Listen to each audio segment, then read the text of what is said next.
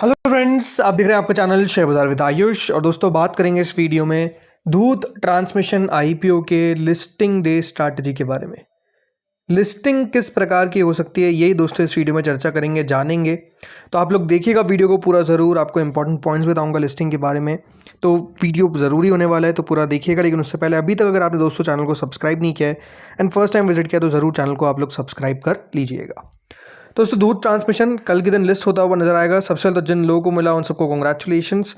₹2 की इसकी face value है। 871 का आपको एक शेयर मिला है। करीबन आपको 17 शेयर्स मिलते हुए नजर आए हैं एक लॉट के अंदर। दोनों एक्सचेंजेस पे ये लिस्ट होगा। ओके, जो पहला पॉइंट दोस्तों हम देखते हैं हमेशा, वो यही देखते हैं कि आईपीओ बेसिकली किस तरीके का था। फ्रेश इशू था, ऑफर फॉर सेल था, पूरा फ्रेश इशू, पूरा ऑफर फॉर सेल।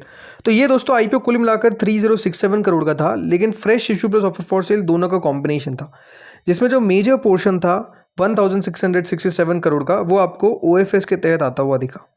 अब होता क्या, देखिए, जब ओएफएस का पोर्शन हो, फ्रेश इशू का भी पोर्शन हो, अब यहाँ पर आप देखिए जाए तो ऑलमोस्ट सिमिलर ही है, थोड़ा बहुत डिफरेंस है, बट मेजर पोर्शन जरूर आप ओएफएस का कह सकते हैं। लेकिन ऐसा नहीं कि फ्रेश इशू का पोर्शन भी छोटा था 1400 करोड़ का। अगर ये ज़्यादा बड़ा पोर्शन होता ओएफएस का, या फिर आप कह सकते हैं फ्रेश इशू का पोर्शन बहुत स्मॉल होता, तो ये हम कह सकते थे कि भैया ओएफएस आया तो कंपनी वैल्यूएशन हो सकता है थोड़ा सा हाई रखे, बट ऐसा नहीं है यहाँ पर, क्योंकि ओएफएस भी है, फ्रेश इशू भी है, दोनों है। दूसरा पॉइंट जिसके ऊपर हम बात कर सकते हैं वो है दोस्तों सब्सक्रिप्शन, जो सबसे क्रिटिकल पॉइंट होता है किसी भी आईपीओ के लिस्टिंग के लिए। तो दोस्तों, इस आईपीओ के अंदर कह सकते हैं क्यूआईबीज ने शानदार पैसा लगाया, 56 फाड़ के पैसा लगाया। 209 गुना क्यूआईबी पोर्शन सब्सक्राइब होता हुआ दिखा है।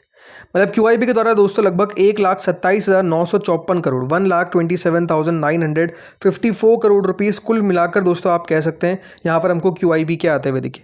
अगर कोई क्यूआईबी दोस्तों 200 गुना किसी आईपीओ को भरता हुआ नजर आ रहा है, तो आप कह सकते हैं कि उस आईपीओ को लेकर डिमांड तो क्लियरली उनके बीच में रही होगी, इसलिए इतना पैसा आया। और जब इतना पैसा आता है तो ऑब्वियस है सब क्यूआईबीज को तो अलॉटमेंट नहीं मिला है। तो ये आप कह सकते हैं कि एक्सपेक्टेशन होती है कि जो फर्दर बाइंग है वो हमको आती हुई देखने को मिले। फर्दर जो बाइंग है वो आपको बाइंग इंटरेस्ट बेसिकली निवेशकों का आता हुआ दिखे, ये एक्सपेक्टेशन होती है। सो लेट्स सी यहाँ पर कि क्या फर्दर और बाइंग एक्शन बनता है कि नहीं कल के दिन। लेकिन क्यूआईबी का सब्सक्रिप्शन बहुत शानदार। HNI category 53 times, retail category 8 गुना, एम्प्लॉय कैटेगरी 8 गुना, टोटल 75 गुना या आईपीओ सब्सक्राइब हुआ। यानी ओवरऑल जो सब्सक्रिप्शन का पॉइंट है वो दोस्तों कंपनी टिक करती है, बिकॉज 75 टाइम्स सब्सक्रिप्शन है, 1,61,000 करोड़ का सब्सक्रिप्शन है, और सब्सक्रिप्शन का पॉइंट को तो कंपनी बहुत शानदार तरीके से टिक करती है। तीसरा पॉइंट जिसके ऊपर दोस्तों ज़्यादा फोकस रहना चाहिए आफ्टर लिस्टिंग, वो होता है कि वैल्यूएशन। देखो, जो कंपनी अपना आईपीओ लेकर आई वो लगभग दोस्तों 41 की प्राइस टू अर्निंग पे लेकर आई, और पोस्ट आईपीओ ये जो प्राइस टू अर्निंग है ये 44.9 तक पहुंच गया। ठीक है, तो ये आप कह सकते हैं कि 45 के पी पे कंपनी अपना आईपीओ लेकर आ रही है।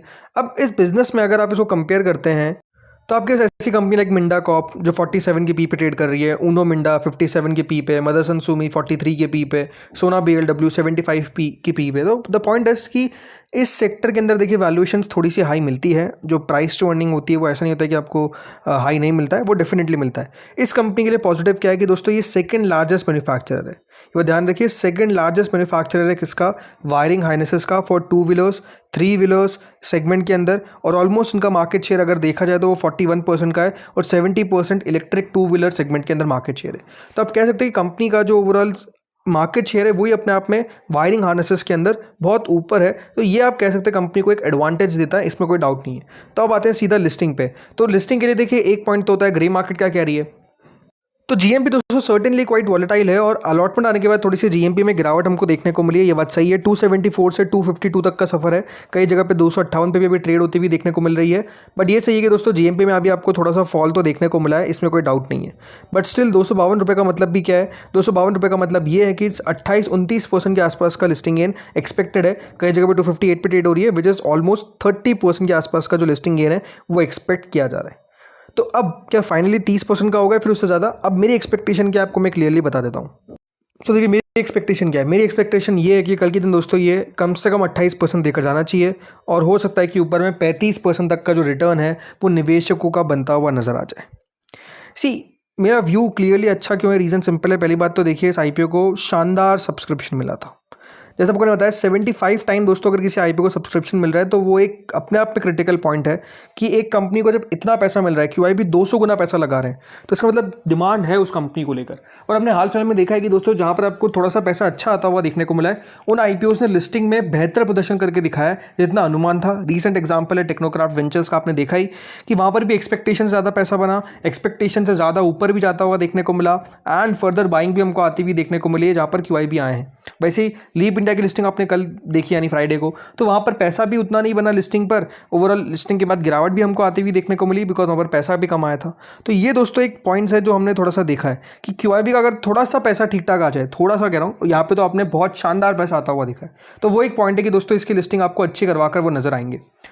1115 से लाकर 1176 तक का मेरा एक्सपेक्टेशन है। देखिए इंपॉर्टेंट होता है बहुत बार कुछ लेवल, जैसे कि 1100 का लेवल अगर उसको आसानी से क्रॉस कर देता है और 1150 के लेवल को क्रॉस कर देता है तो फिर आप मान के चलिए कि दोस्तों यहाँ पर 1200 तक का भी लेवल आपको आता हुआ दिख सकता है। बट हाँ, फिर वैल्यूएशन दोस्तों थोड़ी सी हाई हो जाएगी और उसके बाद जगह बहुत ज़्यादा बढ़ने की बचेगी नहीं। ये है कि देखिए लिस्टिंग के बाद कुछ भी हो सकता है कि देखिए उसके बाद और बढ़ जाए, हो सकता है कि बहुत सेलिंग प्रेशर आ जाए। वो लिस्टिंग के बाद का खेल देखिए डिपेंड करता है लक पर भी कि किस तरीके से वो कर रहा है। बहुत बार देखिए आईपीओस की वैल्यूएशन भले एक्सट्रीम हो रही है लेकिन वो चल जाते हैं, और बहुत बार देखिए अच्छी वैल्यूएशन होने के बावजूद भी वो निवेशकों को पैसा नहीं बना पाता है आईपीओ। तो ये डेफिनेटली थोड़ा सा लक भी डिपेंड करता है। तो वो कल क्या लक रहता है, क्या होता है, वो हमको कल पता चलेगा। लेकिन जैसे आपको बताया कंपनी के पास बहुत सारे पॉजिटिव पॉइंट्स है बताने के लिए जो आई थिंक कह सकते हैं कि बढ़िया है। जैसे कि कंपनी देखिए सप्लाई वायर, जो वायरिंग हार्नेसेस और इलेक्ट्रॉनिक्स है, ये मेजर ओईएम्स को करती है, 2 व्हीलर 3 व्हीलर आइस और जो ईवी इंजन्स होते हैं इसके अंदर। तो यहाँ पर और जगह है बढ़ने की, और देखिए ग्रोथ होती हुई देखने को मिल रही है। कंपनी के पास देखिए major clients like Bajaj Auto, TVS Motors, Royal Enfield, Honda Motorcycle, Scooter India, इसके अलावा वॉल्वो, राइट, ये सब कंपनी के मेजर कस्टमर्स है और इनसे लगातार दोस्तों बिजनेस आता रहता है। और अच्छी बात क्या है कि देखिए यहाँ पर आपके जो क्लाइंट्स हैं वो आपसे स्टिक होते हैं। अगर आप परफॉर्मेंस अच्छी नहीं देंगे तो डोंट डाउट आपके पास क्लाइंट्स टिकेंगे नहीं। और क्लाइंट्स भी देखिए ज़्यादा जो है, मतलब टीवीएस मोटर्स नहीं चाहेगा कि देखिए मैं बार बार अपना सप्लायर चेंज करूं, राइट। उनको भी, वो भी चाहते हैं कि हमारा जो प्रोडक्ट है वो सबसे आगे जाए। तो अगर आप अच्छे सप्लायर नहीं हैं, आप अच्छे प्रोडक्ट्स नहीं बना पा रहे हैं तो आपका बिजनेस स्टिक ही नहीं कर सकता है। लेकिन ये कुछ अच्छा कर रहे हैं इसलिए देखिए स्टिक कर पा रहे हैं। प्लस इनके पास जो मैन्युफैक्चरिंग फैसिलिटीज़ है, 22 मैन्युफैक्चरिंग फैसिलिटीज़ है, 3 इनके पास प्लांट्स है ओवरसीज़ में, जिसमें यूके, स्लोवाकिया, थाईलैंड, ये सब जगह आ जाता है। तो आप समझ सकते हैं कि यहाँ पर भी कंपनी काम जो है वो अच्छे से करती हुई नजर आ रही है। 2026 जून के अंदर धूत ने दोस्तों पार्टनरशिप किया था एक इजराइल की कंपनी है राइड विजन, ताकि वो AI driven advance rider assistant systems जो है वो बना सके। और ये भी आप कह सकते हैं कि इंडियन 2 व्हीलर मार्केट्स में बढ़िया कर सकते हैं। तो ये भी एक्सपेक्टेशन है। तो आई थिंक ये सारे पॉजिटिव है कंपनी के लिए। ओवरऑल जैसे मैंने कहा कि देखिए एक अच्छी लिस्टिंग के बाद बहुत जगह बचेगी ऐसा लगता नहीं है, तो कंपनी को अपने फाइनेंशियल्स दिखाने पड़ेंगे।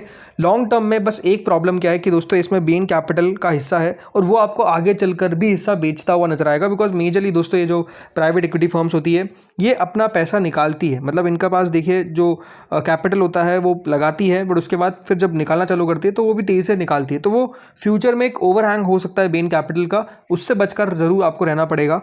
बट हाँ, कंपनी अच्छी कंपनी रहेगी। आप ये कह सकते हैं कि इसके अंदर मुझे लगता है कि कल और इंस्टीट्यूशंस बाइंग कर सकते हैं। लेट्स सी होता क्या है कल के दिन, ये तो कल पता चलेगा। बट हाँ, ओवरऑल ये सारे जो पॉइंट्स हैं ये मेजरली मुझे पॉजिटिव लगते हैं। तो लेट्स सी अब होता क्या है कल के दिन।